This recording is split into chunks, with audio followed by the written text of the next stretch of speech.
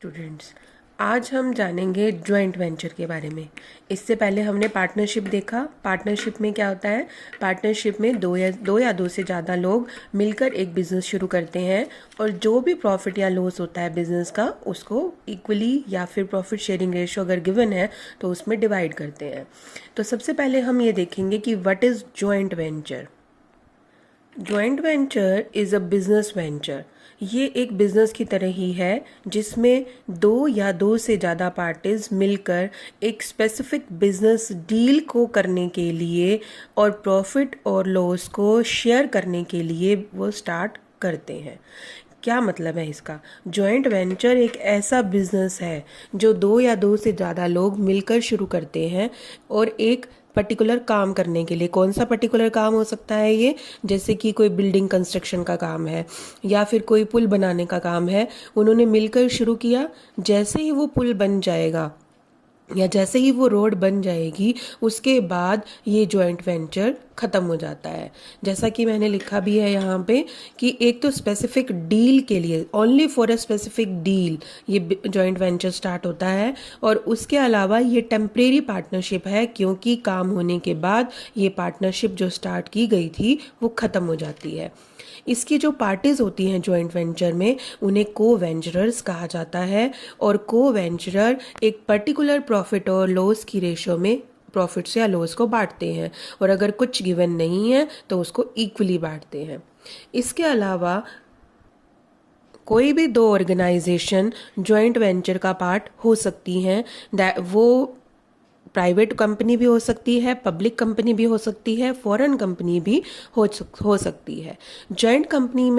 Joint venture में companies किस लिए इकट्ठी होती हैं? ताकि वो सिनर्जी क्रिएट कर सके और कॉम्पिटिटिव एडवांटेज का फ़ायदा उठा सकें। इसका मतलब, सिनर्जी का मतलब होता है, इसको समझने के लिए हम ये देख सकते हैं जैसे कि बोला जाता है, कहावत है 2 और 2 5 होते हैं। वो सिनर्जी का ही एग्जाम्पल है कि अगर 2 और 2 लोग मिल जाएं तो वो 4 का नहीं 5 का काम करते हैं। इसी तरह से जॉइंट वेंचर में अगर किसी के पास ऑनरशिप नहीं है, किसी के पास एक्सपेंस नहीं है या रिटर्न है या प्रॉफिट है या गवर्नेंस है, इन सब की एडवांटेज हर दूसरे को मिलती है। जितने भी इसमें को वेंचरर्स होंगे सभी को इसका बेनिफिट मिलेगा। और अगर किसी एक की कमी है, किसी के पास पैसा नहीं है तो उसको पैसे में हेल्प मिल जाती है। किसी के पास टेक्निक तो है लेकिन पैसा नहीं है तो उसको पैसे की हेल्प मिल गई। अगर किसी के पास पैसा है बट उसके पास काम करने के लिए आइडिया नहीं है तो उसको आइडिया मिल जाएगा।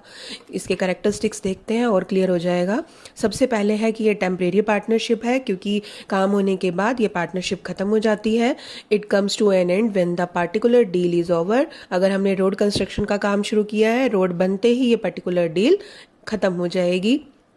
Number 3, as it is a temporary partnership, firm name is not normally used। क्योंकि ये टेम्परेरी है पार्टनरशिप इसलिए इसमें फर्म का कोई नाम नहीं रखा जाता है। और जॉइंट वेंचर का मेन पर्पस इसमें क्या है? प्रॉफिट अर्न करना, जैसे कि पार्टनरशिप में होता है, और उसको वो डिस्ट्रीब्यूट करते हैं को वेंचरर्स के बीच में। या तो पर्टिकुलर रेशो क्वेश्चन में गिवन होती है, अगर पर्टिकुलर रेशो गिवन नहीं है तो उसे इक्वली बांट दिया जाता है।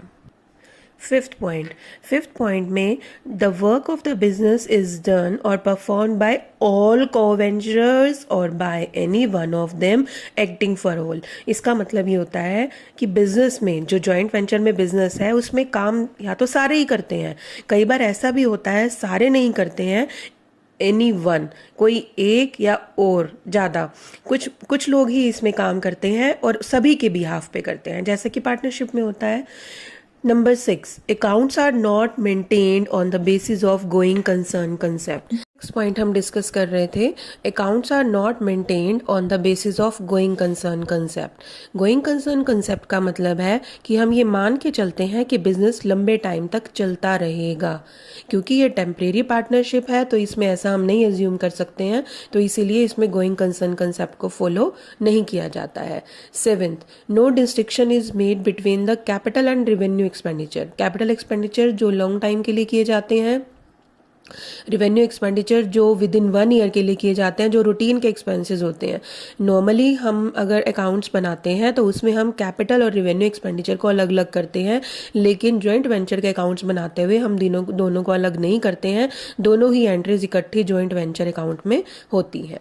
8th पॉइंट, जब भी जॉइंट वेंचर का ये बिजनेस खत्म हो जाता है, the assets of the joint venture are sold और taken away by the co venture. या तो उनको बेच दिया जाता है या फिर कोई को वेंचर उनको ले लेता है एग्रीड प्राइस पे, तो उसको क्रेडिट कर दिया जाता है जॉइंट वेंचर अकाउंट में।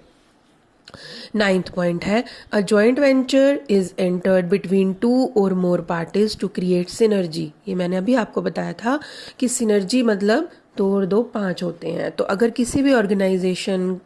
दो ऑर्गेनाइजेशन मिल जाती हैं तो उनकी क्वालिटी भी बढ़ जाती है और एक दूसरे की वीकनेस को भी वो ओवरकम कर पाते हैं, तो उससे उनमें सिनर्जी आती है।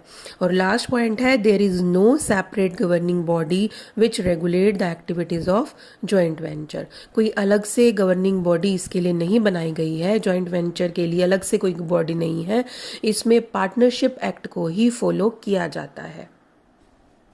जैसे ही वो कॉरपोरेट स्ट्रक्चर उनका बन जाता है कंपनीज का, वैसे ही मिनिस्ट्री ऑफ कॉरपोरेट अफेयर्स वो कंपनी के रजिस्ट्रार के साथ मिलकर कंपनीज को चेक करते हैं, लेकिन कोई सेपरेट लॉ नहीं बनाया जाता है इसके लिए, पार्टनरशिप एक्ट को ही फॉलो किया जाता है। नेक्स्ट टॉपिक है एडवांटेजेस ऑफ जॉइंट वेंचर। तो उसमें सबसे पहली एडवांटेज है economy of scale. Economy of scale का क्या मतलब होता है? सस्ता होना। जब हम बहुत सारा काम करते हैं तब वो नॉर्मली सस्ता पड़ता है। इकोनॉमी ऑफ स्केल हमें यहाँ पे कैसे मिल जाती है? जिसके पास जो सस्ता होता है वो उसी चीज़ को यूज़ करता है। जैसे कि अगर किसी की स्ट्रेंथ है कि उसके पास ऐसी मशीन है जिससे कि हम जल्दी बना सकते हैं सामान को, तो उसने वो लगा दिया। जिसके पास ऐसी टेक्नोलॉजी है कि उससे हम जल्दी से जल्दी काम को पूरा कर सकते हैं, उसने वो लगा दिया। किसी के पास ऐसी मैन पावर है जो उस काम को बहुत अच्छे तरीके से कर सकती है, उसने वो लगा दिया। तो इस तरह से सभी ने मिलकर काम किया, सिनर्जी से काम किया, तो वहां पे हमें इकोनॉमी ऑफ स्केल मिल जाती है। सेकंड पॉइंट इज, क्योंकि हम बहुत सारे लोग मिल गए हैं जॉइंट वेंचर में, 2 या 2 से ज़्यादा लोग मिलते हैं। ऐसा भी हो सकता है कि एक इंडिया का है, एक यूएसए का है। तो जब हमारे पास लोग अलग अलग जगह से, अलग अलग कंट्री से हैं, तो न्यू मार्केट को भी एक्सेस कर सकते हैं हम, और हम अपने डिस्ट्रीब्यूशन चैनल को भी, नेटवर्क को भी बढ़ा सकते हैं। इनोवेशन, डेफिनेटली इनोवेशन आएगा। जब ज़्यादा लोग मिलते हैं तो एक दूसरे के आइडियाज़ मिल जाते हैं, आइडियाज़ ज़्यादा होने की वजह से हम इनोवेशन क्रिएट कर सकते हैं। Fourth point is low cost of production. ये इस वजह से होता है क्योंकि best products with minimum cost of production और कॉस्ट ऑफ सर्विसेज, हम इसमें बेस्ट क्वालिटी लाने की कोशिश करते हैं। जहाँ से भी, जिसके पास भी नॉलेज होती है इस चीज़ की, जिसको जहाँ से भी प्रोडक्शन की कॉस्ट कम करने का कोई वे मिलता है, वो उसको यूज़ करता है। Brand name, separate brand name can be created. वैसे तो कंपलसरी नहीं होता है इसमें जॉइंट वेंचर में नाम रखना, लेकिन हम अपना एक ब्रांड क्रिएट कर सकते हैं। Access to technology, new technology मिलती है जिससे हमारा टाइम सेव होता है, हमारी एनर्जी बचती है। 7th point is, weakness of one organisation is overcome by other organisation and creates energy. ये भी मैंने अभी आपको बताया है कि जब हम जॉइंट वेंचर में जाते हैं तो एक की कमी दूसरे की कमी को ढक लेती है, और जब 2 लोग मिलकर काम करते हैं तो उनकी पावर डबल हो जाती है और उनमें सिनर्जी आती है।